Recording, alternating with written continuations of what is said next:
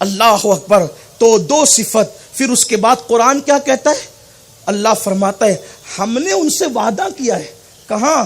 فی التورات والانجیل والقرآن. وعدہ کیا مصطفیٰ جان رحمت کے غلاموں سے. کس میں؟ توریت میں، انجیل میں، قرآن میں. تینوں کتابوں کا تذکرہ کیا گیا. اور پھر اللہ تبارک و تعالیٰ آگے ایک ساتھ 9 صفت بیان کرتا ہے. التائبون، العابدون، الحامدون، السائحون، الراکعون، الساجدون، الآمرون بالمعروف والناہون عن المنکر والحافظون لحدود اللہ وبشر المؤمنین. اب مومن کی 9 صفت میں کتنی اپنے اندر ہے تھوڑا چیک کرتے ہیں، آئینہ دیکھتے ہیں. پہلی صفت التائبون، بلکہ پہلی نہیں تیسری، لیکن اب میں اس کو پہلی دوسری گنوں گا، اس کو پھر 2 آپ بعد میں ایڈ کر لیجئے گا. 2 میں نے پہلے تذکرہ کر دیا. وقت ہوتا ایک ایک صفت پر ایک ایک تقریر ہے. طالب علموں کے لیے، علماء کے لیے تو پتہ نہیں کتابیں بھر جائیں. ہم لوگ تو خوشہ چین لوگ ہیں، جوتیاں سیدھی کرنے والے. ہمیں کیا آتا ہے؟ لیکن اس کے باوجود بھی جوتیاں سیدھی کرنے کی برکت اپنے مشائخ کی کہ ایک ایک صفت پر ایک ایک کم سے کم ایک ایک تقریر. اور اہل علم کے لیے تو پورا خزانہ ہے. زندگی ختم ہوگی، معنی قرآن ختم نہیں ہوگی. روایت میں آتا ہے، امام اہل سنت نے بھی بیان کیا ہے، نزول قرآن بند ہوا ہے، معنی نزول قرآن عاشقوں کے دل پر آج بھی ہو رہا ہے. قرآن کی جتنی بار آیت پڑھی جائے اتنے اس کے معنی نئے ہوتے جاتے ہیں. التائبون پہلی صفت. اللہ نے مومن کی پہلی صفت بیان کی، توبہ کرنے والے، یعنی وہ کثرت سے توبہ کرتے ہیں. ان کی زندگی کا ہر لمحہ توبہ کرتے گزرتا ہے. کچھ لوگوں کو توبہ کرنے میں بڑی شرم ہے. یاد رکھنا یہ تکبر کی علامت ہے. جو توبہ نہیں کرتا اس کو شیطان بنایا جاتا ہے، اور جو توبہ کرتا ہے اس کو آدم بنایا جاتا ہے. فرق آدمی اور شیطان میں یہی ہے کہ وہ اکڑ گیا اور آدم نے 200 سال تک آنسو بہائے. 200 سال تک پتہ چلا. اور پھر یہ حضرت آدم کے آنسو تھے. جب چڑیا، اتنے آنسو تھے کہ اس کی ایک گویا کے تالاب کی شکل اختیار کر گئے. حضرت آدم علیہ السلام کے آنسو، چڑیا اس میں سے پانی پیتی تو کہتی کیا مزیدار ہے یہ پانی.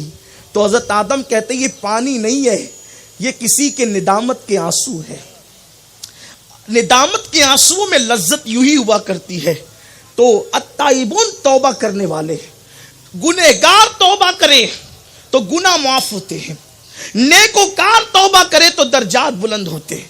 اللہ کے رسول علیہ السلام، ہم اپنے نبی سید المعصومین، جان عصمت، کان حیا، اللہ کے حبیب صلی اللہ علیہ وآلہ وسلم ارشاد فرماتے ہیں ایک دن میں میں خود بھی 100 مرتبہ اللہ کی بارگاہ میں استغفار کرتا ہوں. یہ اللہ کے رسول کی زندگی ہے. ایک ایک دن میں 100 مرتبہ استغفار اللہ کے رسول کرتے ہیں.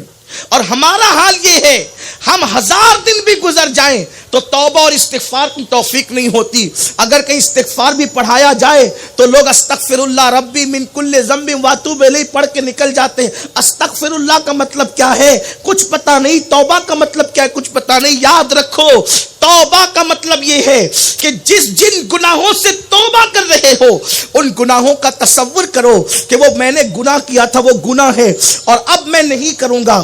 گویا کہ اللہ اور بندے کے درمیان ایک وعدہ ہوتا ہے، وہ وعدہ کیا جاتا ہے، اس کا نام توبہ ہے. پھر کبھی اس کی طرف پلٹ کر بھی نہیں جانا، اس کا نام توبہ ہے. علامہ اسماعیل حقی رحمت اللہ علیہ نے روح البیان میں لکھا ہے کہ توبہ سے پہلے جو ایک گناہ کیا جاتا ہے، توبہ کرنے کے بعد جب وہ گناہ ہوتا ہے تو پھر وہ 70 گناہوں سے بدتر ہے. توبہ سے پہلے جو گناہ کیا ہے، بعد توبہ اگر وہ گناہ کرے پھر وہ 70 گناہوں سے بدتر ہے.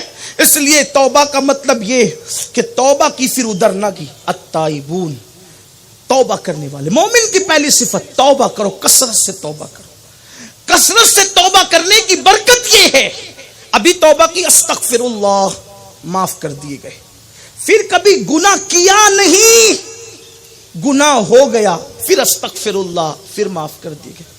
جو اللہ رب العزت کا وعدہ ہے، محبوب جب تک تمہاری امت استغفار کرتی رہے گی ہم ان پر کبھی عذاب نازل نہیں کریں گے۔ استغفار کرتے رہو، 100 مرتبہ تو فجر میں پڑھ لو، شام کو پڑھ لو، پڑھتے رہو استغفار۔ حدیث پاک کا مفہوم ہے جو 100 بار استغفار پڑھے گا اللہ اس کو ایسی جگہ سے روزی عطا کرے گا جہاں اس کا گمان بھی نہیں جائے گا۔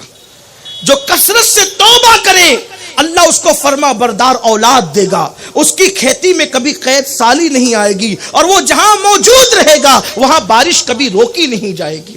التائبون پہلی صفت مومنوں کی توبہ کرنے والے۔